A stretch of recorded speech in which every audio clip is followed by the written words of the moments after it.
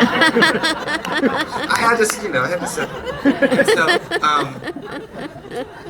So, so he's right downstairs, I'm right upstairs. So there's definitely a little bit of like, this is more in your wheelhouse, this is more in your wheelhouse kind of thing. And then it's a lot of like, what do you think?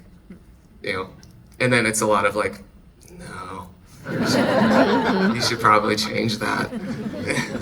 At least he says that a lot to me. Like, his stuff's always good.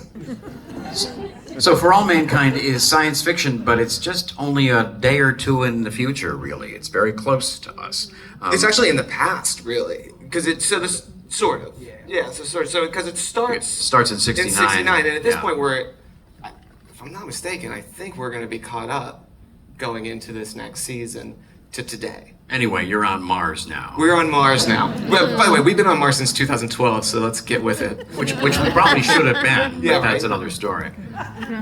So, what kind of music is required for a colony on Mars? Sad music. Yeah, a lot of sad. and we've been really trying to pull on heartstrings. That's the sci-fi. This kind of a sci-fi show. It really does tend to want to dive right into the heart, because it's really at heart.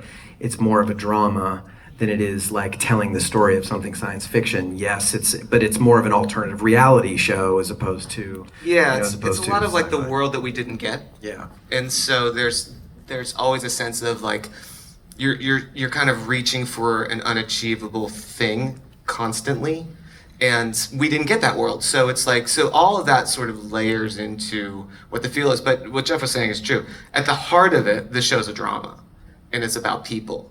And everything else is just sort of a backdrop for that. So it does end up being a much more emotional score than a typical science fiction show. So there is a song, as we well know now, in episode 8, A New Life. Why did you feel a song was necessary at that point in the storytelling?